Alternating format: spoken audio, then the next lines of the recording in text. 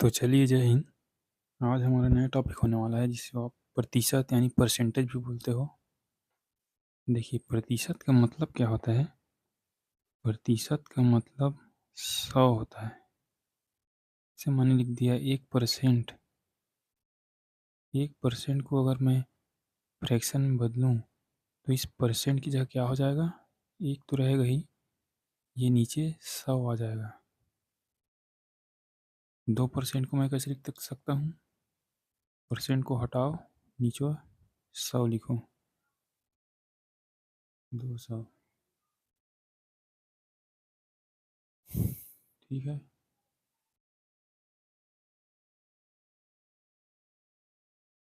दो सौ। लेकिन यही इसी अगर फ्रैक्शन को मैं परसेंट में बदलूँ तो क्या करूँगा, 100 से गुणा, यहाँ 100 से भाग किया था, लेकिन अगर वापस मुझे परसेंट में जाना है तो मुझे 100 से गुणा करना पड़ेगा। तो 100 कट गया, वापस से 2% फिर आ गया। तो कुछ परसेंट के सवालों को हल करने के लिए ये फ्रैक्शन वैल्यू आपको याद होनी चाहिए। जैसे 2% को मैं क्या लिख सकता हूँ, 2/100। आप इसको काट भी सकते हो, 1/50 के रूप में इसको काट भी सकते हो। जैसे 4%, 4% मतलब 4/100, या 1/25, 4 से 25 बार में काट दो। 5% मतलब 1/20। भाई मैं 5 को 5/100 लिख सकता हूँ अगर परसेंट है तो 5/100। इसी टाइप का 1/10 मतलब 10%। 20% मतलब 1/5। लेकिन अगर इसी 1/5 को मुझे 20% बनाना है तो मैं 100 से गुणा भी कर सकता हूँ। 100 से गुणा करूँगा तो पुनः मैं 20% में पहुँच जाऊँगा। 30% मतलब 3/10। 25% मतलब 1/4। यदि मुझे वापस यहाँ आना है 25% में तो मैं इसको 100 से गुणा कर दूँगा, वापस भी आ सकते हो। अगर यहाँ से आपको यहाँ जाना है तो 100 का भाग करना है, ये बात ध्यान रखना। 40% मतलब 2/5। 40 को भाई आप ऐसे लिख सकते हो, 40/100 को 2 दूने 2 पंचे 2/5। 50% मतलब 1/2। 60% मतलब 3/5। 75% मतलब 3/4। 80% मतलब 4/5। ठीक है, ये आपको 4/5 हो जाएगा। चलिए अगला, आगे भी आपको इम्पोर्टेंट फ्रैक्शन में वैल्यू देखते हैं। जैसे 1/3 को मैं क्या लिख सकता हूँ, 33.33। अगर मुझे परसेंट है, 1/3 को परसेंट में बदलना है तो क्या मैं 1/3 को 100 से गुणा कर दूँ, 100/3। अगर 3 से इसको भाग लगाओगे तो 33.33 ही आएगा, देख लेना आप। और 2/5, 2/3 को 6.66, ये आपको डायरेक्ट याद होनी चाहिए, या निकाल भी सकते हो। 1/8 मतलब 12.5। 12.5 या 12 सहित 1/2। देखिए, अगर 1/7 मतलब क्या होता है। देखिए, आप अगर नहीं कर सकते इसको तो आप, अगर इसको मैं बदलूँ 100/8 को अगर भाग दे के देखूँ तो ये आएगा 12×8 = 96 होता है 4। तो मैं 8 सहित 12 सहित 4/8 लिख सकता हूँ। इसको मैं 1/2 भी लिख सकता हूँ। 12 सही 1/2, या 1/2 मतलब 0.5, 12.5 ऐसे भी लिख सकता हूँ। तो ये कुछ इंपॉर्टेंट आपको फ्रैक्शन में वैल्यू दिया है, इसको आप परसेंटेज में बदलिए।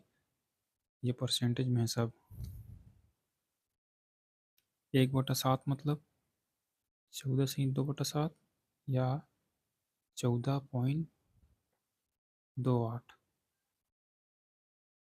और 2/7 मतलब 2/7 मतलब 28 से 4/7 या ये परसेंट है या 28.56। देखिए इसको बदलना कैसे है। 1/7 मतलब 14 से 2/7 होता है, ये तो आप याद ही रखिए। अगर मुझे 2/7 पूछे, देखिए यहाँ 1 था, यहाँ 2 था, तो आप 2 से यहाँ गुणा कर दीजिए। यहाँ 14 में 2 को गुणा कर दीजिए तो 28 आएगा, और इस 2 में 2 गुणा कीजिए तो 4 आएगा। 28 नहीं 4/7।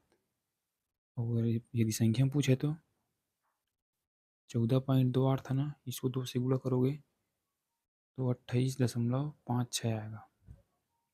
अगर मुझे कोई 3/7 का मान पूछे, तो मुझे तो इसका मान पता है, 14 से 1/7 का मान पता है कि 14 से 2/7 होता है। अगर 3 यहाँ दिया है तो आप 3 से गुणा कर दीजिए। 14 दिया 42, और इस 2 में भी 3 का गुणा कीजिए। 3 दूनी 6/7%। या इसको अगर मैं संख्या में लिखूँ पूरा पूरा, तो क्या होगा इसको देखिए। 1/7 मतलब 14.28 होता है, तो आप 3 से इसको भी गुणा कर दीजिए। 14 या 42.84 इसका वैल्यू आ जाएगा।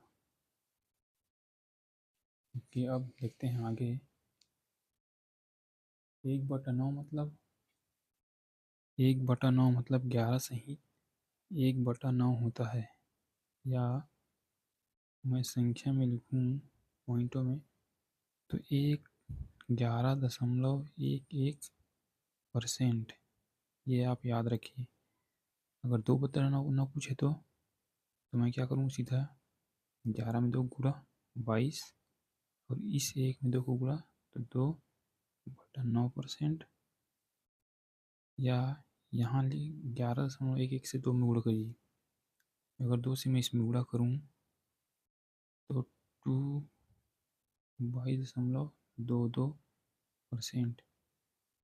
ये दोनों एक ही है, ध्यान रखना। आंसर आपको या तो भिन्न में देखने को मिलेगा, या तो आपको परसेंट में संख्या के साथ, दोनों आपको पता होना चाहिए। यदि 3/9 पूछता तो 1/9 मतलब 11 से 1/9, तो मैं 3 से अगर इसमें गुणा कर दूँ तो यह क्या होगा 33, और इस 1 में गुणा करूँ तो 3/9। ठीक है। या 33.33 ये भी हो सकता है। ठीक है।